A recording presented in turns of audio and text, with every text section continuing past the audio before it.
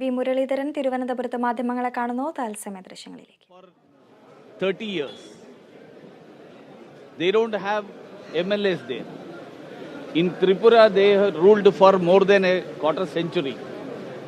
They have hardly a couple of MLAs.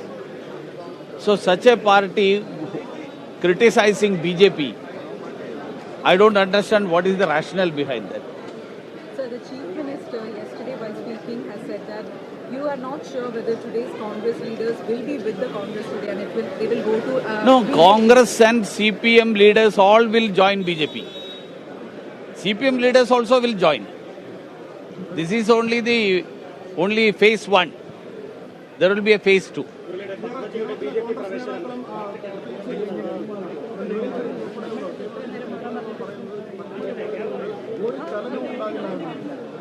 K മുരളീധരനെ കുറിച്ച് നമുക്ക് എല്ലാവർക്കും അറിയാലോ. കെ മുരളീധരൻ 2005 ഏത് പാർട്ടിയിലായിരുന്നു, 2006 ഏത് പാർട്ടിയിലായിരുന്നു, 2009 ഏത് പാർട്ടിയിലായിരുന്നു. 5-6 തവണ കെ മുരളീധരൻ പാർട്ടി മാറിയിട്ടുണ്ട്. കൊടുവള്ളിയിൽ തോറ്റിട്ടുണ്ട്, വടക്കാഞ്ചേരിയിൽ തോറ്റിട്ടുണ്ട്, വയനാട്ടിൽ 3-ാം സ്ഥാനത്തായിട്ടുണ്ട്. അപ്പോൾ കെ മുരളീധരൻ ഇന്ന് പറയുന്നതിൽ വളരെ ഗൗരവത്തിൽ കാണേണ്ട ആവശ്യമില്ല. നാളെ കെ മുരളീധരൻ ആ സമയത്ത് പറയേണ്ടത് പറയും. അല്ല, എ കെ ആന്റണിയുടെയും കെ കരുണാകരന്റെയും മാധവറാവു സിന്ധ്യയുടെയും ജിതേന്ദ്ര പ്രസാദിന്റെയും ഉൾപ്പെടെ കോൺഗ്രസിന്റെ തലമൂത്ത നേതാക്കന്മാരുടെ മക്കൾ ആ പാർട്ടിയിൽ നിന്ന് രാജിവെച്ച് BJPയിലേക്ക് വരുന്നുണ്ടെങ്കിൽ കോൺഗ്രസിനെ കുറിച്ച് വളരെ വ്യക്തമായിട്ട് അറിയുന്ന ആളുകളാണ് ഇവരെല്ലാവരും.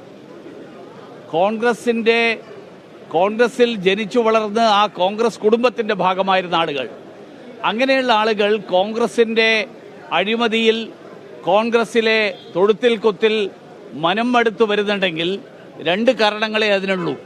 ഒന്ന്, നരേന്ദ്രമോദി എന്നുള്ള നേതാവിൻ്റെ നേതൃത്വത്തിലാണ് ഭാവി ഇന്ത്യ മുന്നോട്ട് പോകാൻ പോകുന്നത്.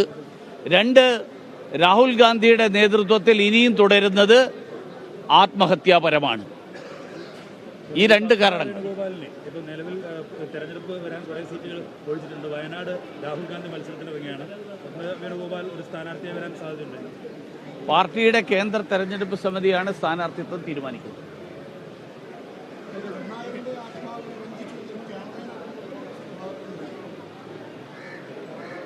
ജീവിച്ചിരിക്കുന്ന നേതാക്കന്മാരുടെ മക്കൾ രാജിവെച്ച് ചേർന്നില്ലേ, പിന്നെ ആത്മാവിനെ കുറിച്ച് ചർച്ച ചെയ്യേണ്ട കാര്യമില്ലല്ലോ.